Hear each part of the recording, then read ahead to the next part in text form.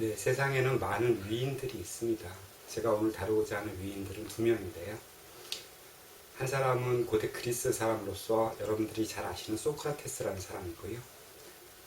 그 사람과 이렇게 연계시켜서 볼 사람은 이제 벌써 돌아가신 지 1년이 됐네요. 박원순 서울시장입니다.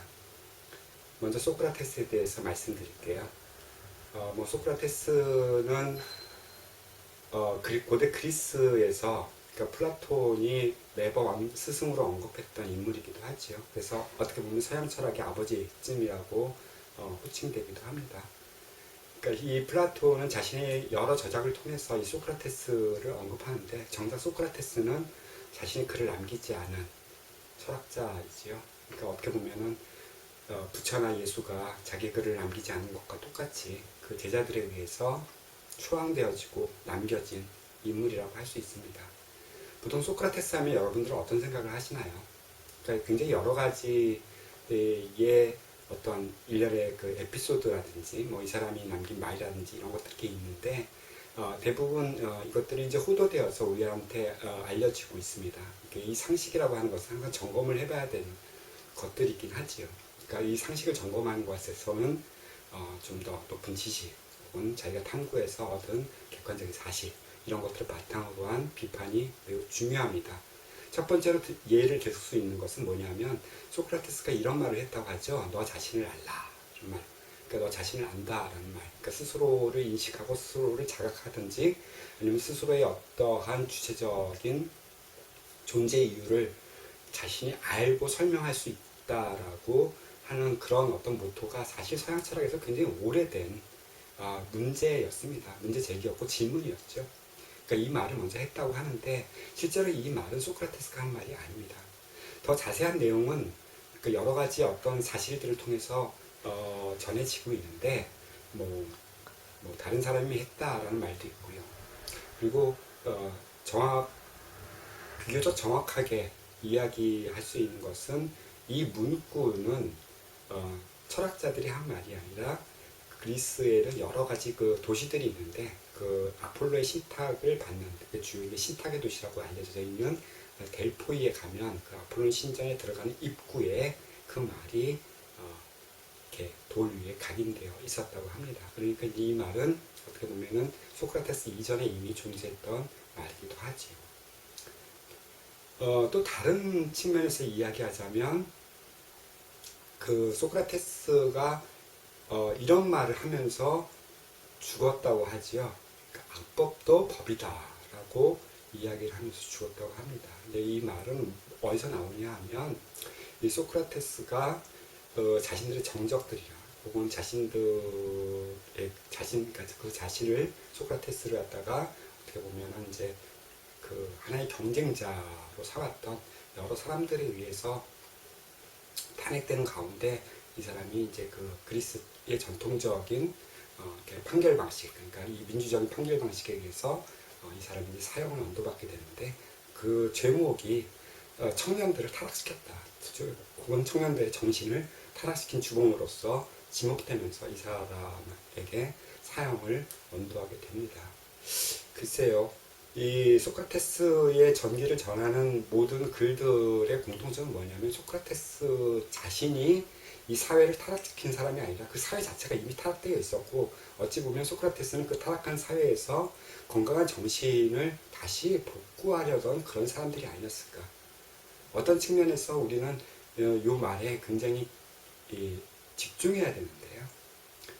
실제로 많은 역사적 인물들, 현대도 마찬가지지만 그 자신에게 해당되지 않는 죄명을 뒤집어 쓰고 그 벌을 받아야 되는 사람들이 종종 나타납니다.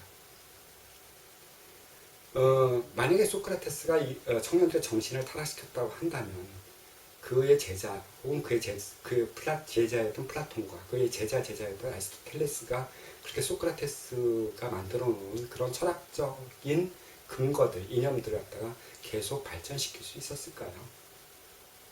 어떻게 본다면 그 시대에 소크라테스 시대에 자신의 화려한 언변으로 사람들을 속이고 있었던 이 소피스트들이 소크라테스를 질투해서 그를 죽음으로 몰아가지 않았는지, 오히려 더 청년들, 대중들의 어떠한 그 지식이라든지 혹은 그들의 어떤 윤리적인 상태를 갖다가 더 부패시켰던 그 존재들이 오히려 그것을 방어하고자 했던, 그것으로부터 뭔가 새로운 사회들을 열고자 했던 그 철학자를 죽음으로 몰아넣은 것은 아닌지 우리가 한번 생각해 볼 필요가 있습니다. 그런 측면에서 저는 박원순이 현대에 있어서 소크라테스와 비슷한 입장에 서하지 않았나라는 생각을 합니다. 그는 자살을 했습니다. 이것이 자살인지 아닌지도 분명하지 않지만 모든 여러분들이 그 사람을 자살로 마무리하고 싶어 합니다.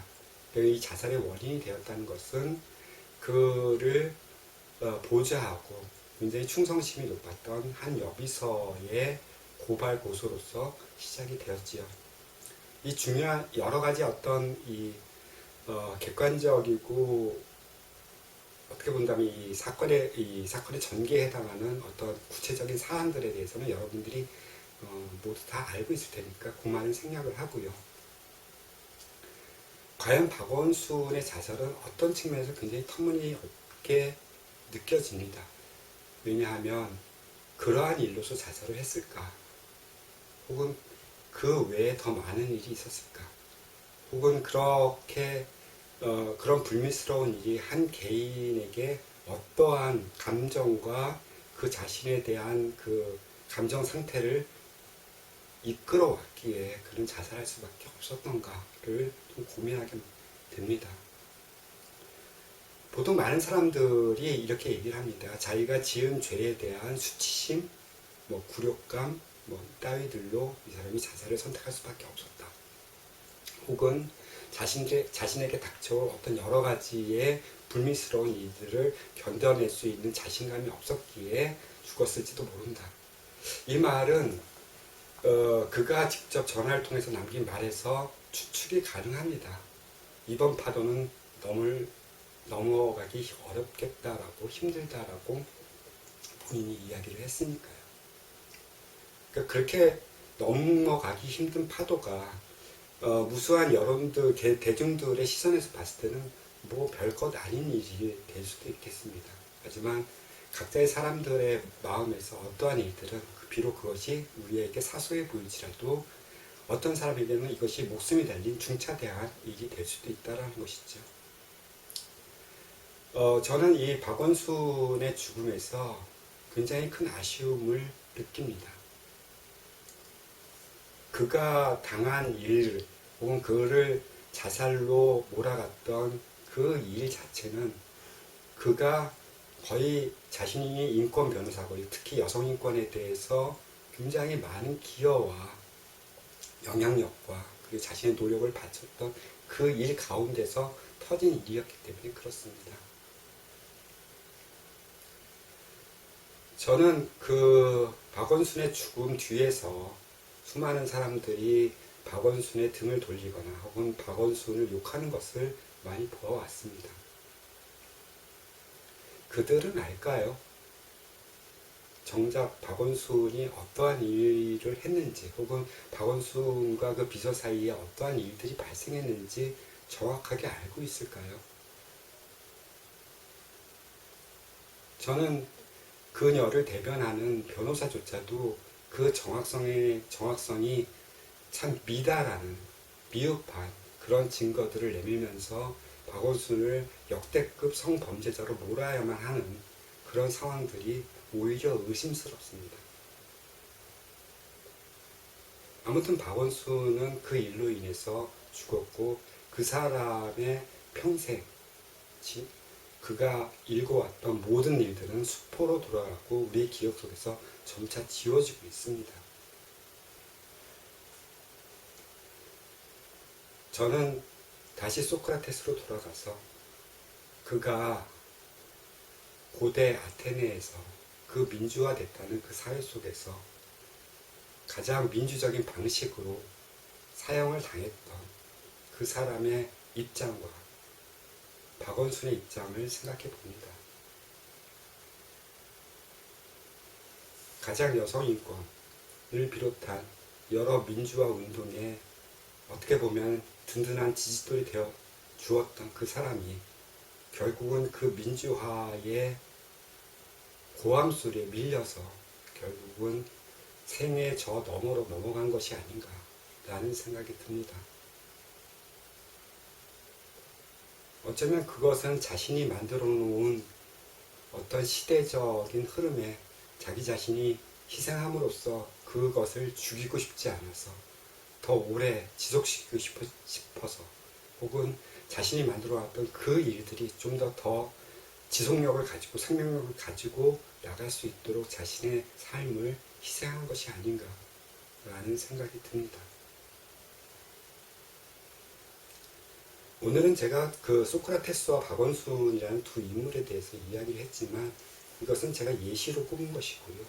실제로 역사 속에서는 그렇게 수없이 모순적이고 역설적인 방식으로 자신의 생명을 끊었던 수많은 위인들이 존재를 합니다. 그 위인들에 대해서 저는 그들의 명복을 빌어주고 싶어요.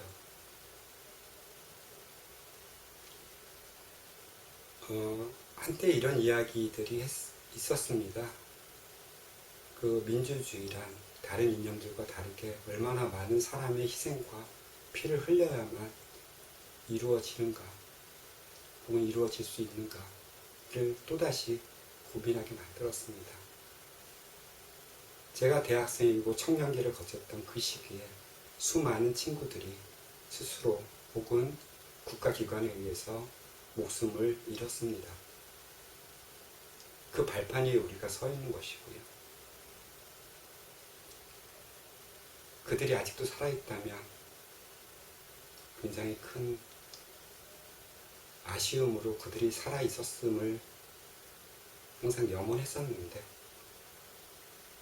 세상은 그들의 혜택을 받은 사람들에 의해서 그들이 오히려 잊혀지고 현실 저편으로 사라지는 것을 경험하고 있습니다. 오늘은 좀 어두운 주제였습니다. 다음 시간에 뵙겠습니다. 고맙습니다.